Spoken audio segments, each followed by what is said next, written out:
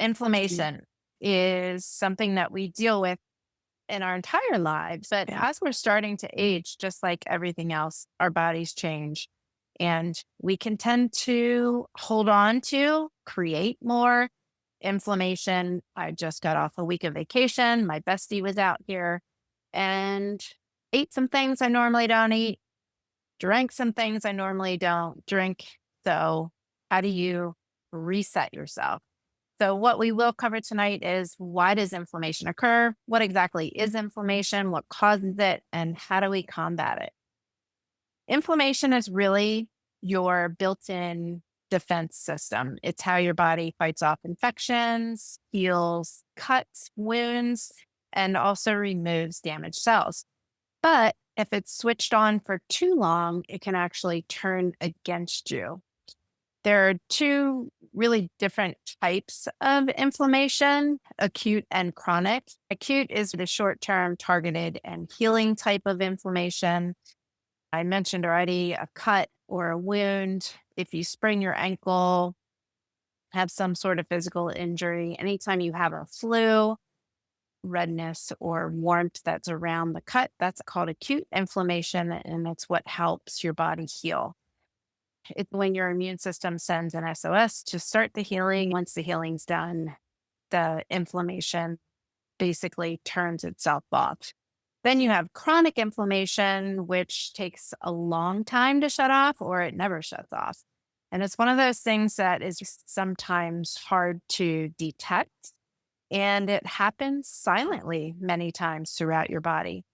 Instead of healing, it can cause damage to your tissues, disrupt hormones, and slow your metabolism. Just a couple of examples. It can also contribute to belly fat, brain fog, heart disease, and various autoimmune diseases or issues that arise. Common midlife symptoms that you may experience due to inflammation: bloating, puffiness, or unexplained weight gain. Hello, vacation. Fatigue that no amount of coffee can fix. Joint pain, body stiffness, sleep issues, mood swings, anxiety, brain fog. How does it even start? It'll start with some sort of trigger. That trigger then sends a little messengers to activate the inflammation response. And it's going to go to the inflamed tissue where there is cell damage. But if it's chronic, it can actually disrupt body systems. So things like your hormone systems, your metabolism system, your metabolic system, your digestive systems, and even sometimes your brain chemistry. If that trigger doesn't go away, then those messengers are going to keep firing. And that's where it does become more of a chronic situation versus an acute situation. So, what are some triggers? This is HE double hockey sticks, right?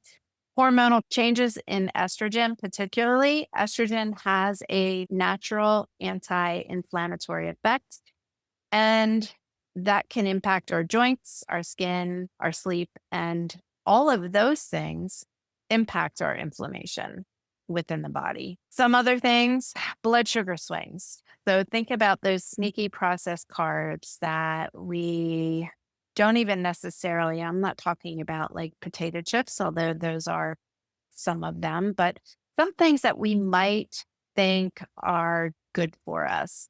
I'm thinking off the top of my head, like granola or even protein cereals that you aren't thinking, oh, that's a healthy snack, or wine o'clock.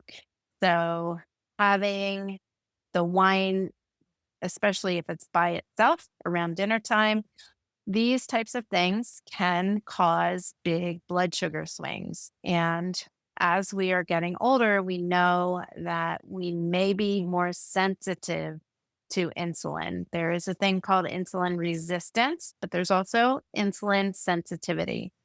And what goes on is as your blood sugar spikes and then crashes, the more your body has to pump insulin out.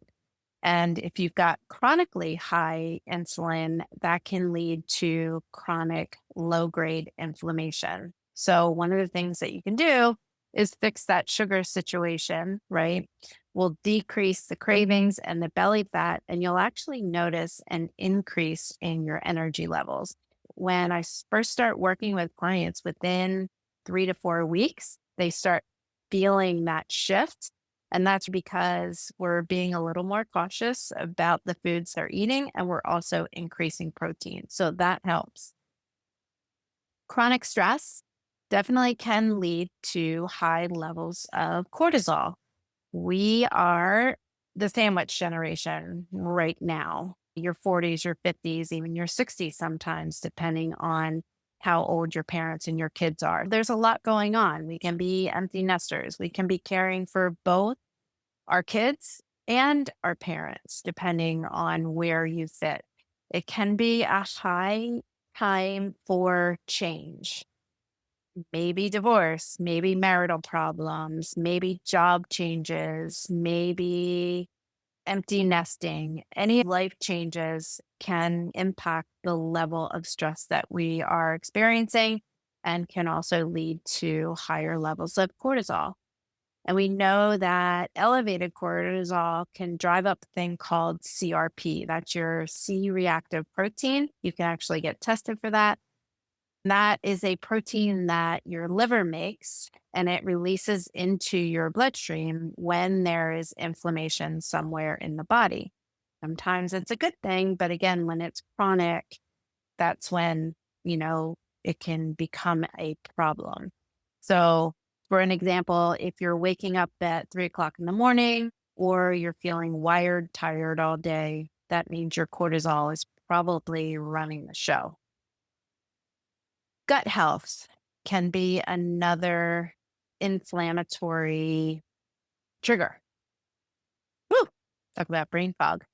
I'm feeling all of that right now. We've talked about leaky gut before, but basically that is when your gut lining is damaged. And what are some of the things that can damage your gut lining?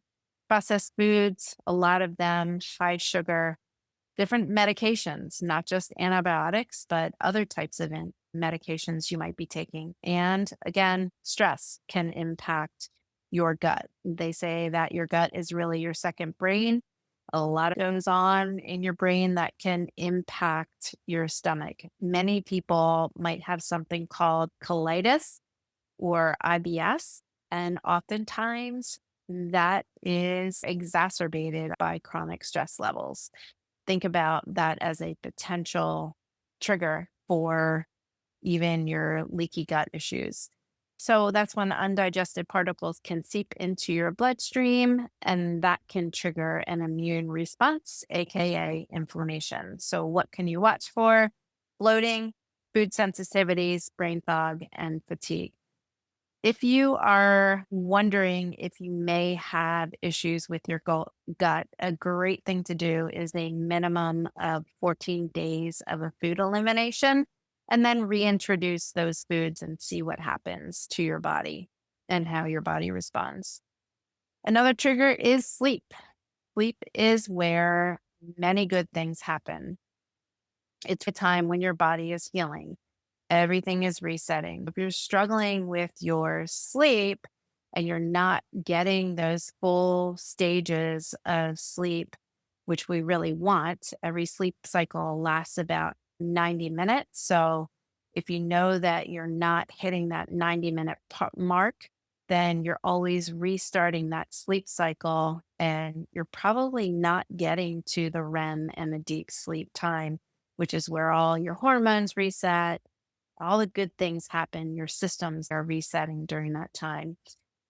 Sometimes what we do is we crank up the caffeine, right? But when that is your method of counteracting being so tired, that often actually makes things worse instead of better. Yes, it might temporarily give you that lift, but if you're drinking a ton of caffeine, that is also going to interfere with your sleep. If you're dealing with hot flashes or any kind of sleep issues, try some magnesium biglycinate, get some movement in at night, take an evening walk, catch that sunset. Love that red, orange, yellowish light. and try not to have alcohol before you go to sleep. That can make a huge difference in getting better sleep. Toxins are another trigger, and little exposures can add up over the course of time. So, what are some toxins? Pesticides, artificial fragrances, heavy metals. There are actually endocrine disruptors found in plastics. Anymore, you have a really difficult time getting away from plastic. So even if you can start using different cookware, like ceramic cookware, getting away from the Teflon, which is putting chemicals and heavy metals into your bloodstream, and try to use glass Tupperware containers, getting away from plastic water bottles and using either glass or even the aluminum, preferably glass. I think aluminum is probably a little bit more durable. You don't have to worry about breaking it. So, what happens is your liver can't really keep up with the many exposures that we do expose ourselves to. These toxins circulate and can trigger inflammation. So things to look out for are BPA, and that's all on the little bottles. I think the newest one I heard to stay away from was the number 7 in the little triangles. Most products are now BPA free, but always a good idea to check, right? Something called phthalates, parabens, again, synthetic fragrances, ultra processed healthy snacks, things like that have a long shelf life. You want to be aware of that. Sedentary lifestyles. Movement can help drain your lymph and also fire up your mitochondria. And that can help decrease inflammation levels. So you don't need a marathon per se, just consistent movement. Doing things like walking at a minimum, stretching, mobility work, resistance training, I love. Those are all magical for the midlife metabolism and also help with an anti inflammatory response. Poor nutrition is a big one. I mentioned leaky gut earlier, but the triple threat here is low protein in your nutrition, lots of sugar, and lots of refined carbohydrates. And this is where I mentioned be aware of healthy things. So, lattes, granola bars, granola itself. You would think acai bowls are super healthy, but if you actually look at the ingredients, they tend to be high calorie, even though they might be filled with good things. And acai itself, they take the berries and they make it into a juice, but we know that juices are basically lots of sugar and you're not really getting the fiber from the fruit itself. So while you might be thinking this is a healthy treat, still very calorie laden, very sugar laden. Autoimmune diseases, they seem to show up with age or flare up, and maybe they're not so recognizable until we hit midlife. Common ones that you might see are Hashimoto's, rheumatoid arthritis, psoriasis, even a psoriatic arthritis. And these can be caused by inflammation or they can actually increase inflammation within your body. So, how do we combat inflammation? I did mention a few things, but try to follow as much as possible an anti inflammatory diet. When I start working with clients, I always ask them, do you want to find out what types of foods cause inflammation within your body or just cause you to have uncomfortable symptoms like bloating and or weight gain or just like an indigestion? That's your body's inflammation response. So if you ever want to try to just do a little test to see what foods can impact you, it's a great idea. Like I said, to do a minimum of 14 days. If you can do longer than that, great. And then you just reintroduce certain foods. Then lots of those foods are things like dairy, nightshades, alcohol, sometimes eggs. for some people, sometimes oatmeal for some people, sometimes red meat, balancing blood sugar. Little tips and tricks like the PFX that I talk about, the protein, fiber, and fat, when you are going to have a highly sugary treat like pizza, or if you're going to have some wine or an alcoholic beverage, try to have something in your system that has protein, fiber, and fat in it before you have those things. If you can do it like an hour ahead, that's even better. But try to mask the blood sugar and actually prevent that spike and crash by making sure you have something in your stomach before you have those things. Restorative sleep, again, just really trying to improve your sleep habits can help with inflammation. Making sure you're moving daily. We live in a world where we've become very sedentary, especially if you sit at a desk all day and you're driving to work, or maybe even you're working from home. That's almost worse because you don't even have to get up to your desk. So that's really creating intentional time throughout your day to move. Using those annoying little stand up every hour things on your watch or your phone can be helpful. Having a way to manage stress, let's face it, unless you are independently wealthy, you don't work, you don't have family or a partner, you're going to have stress in your life. So, making sure that you have a way to manage your stress, journaling, practicing gratitude, practicing a little bit of meditation, doesn't have to be a half an hour or an hour, it could be 5 minutes. It could just be as simple as journaling your emotions, could be as simple as setting your alarm for 2 minutes and practicing some deep breathing. Those types of things can go a long way, especially if your stress seems to be chronic. We all have it. It's tough to escape. So, what are some ways that you can manage the stress to help yourself out? Minimizing toxins, already talked about that. Try to eat organic foods. I just saw a post about the non GMO versus organic. And if you Google that, you can see the differences. Shop at places like Whole Foods, Sprouts. If you do go to Wegmans or Giant, try to look at the Clean 15 and the Dirty 30 or something like that. Know what those foods are and start to prioritize getting less chemicals in your body. Again, I mentioned getting away from the Teflon cookware. You can use ceramic is probably the best. And watching your plastics. Where can you cut down on plastic in your life? Even getting the reusable grocery bags helps not only the environment, but it's going to help you. And the little zip mesh produce bags are great to use. I think Trader Joe's bags and their produce aisle, I actually keep those and use those as garbage bags too. Even your garbage bags, what are you going to do? Hard to use paper bag in your kitchen, but all of that is plastic. When you look around, everything just comes in plastic. How can you minimize that? And then prioritizing your gut health by taking a probiotic, maybe including some prebiotic type of foods and helping your gut health as well.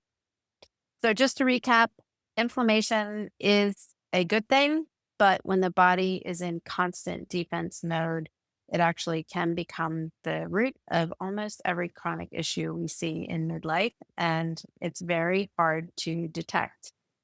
Getting your blood work done, checking your cortisol levels, lots of doctors aren't even going to do that. I think most of us get like a fatty liver test and the CRP, that C reactive protein detected, but many doctors don't even look at your cortisol levels. Vitamin D can help with that. Vitamin B, different types of vitamin B can help with cortisol. And just even getting out inside the sunshine and getting that vitamin D naturally. Another one is fish oil. So, as far as supplementation is concerned, and then adaptogens, right? We know there are I think, 9 different adaptogens that can help us with various things that our body needs help with or support with. Just always be careful about your source.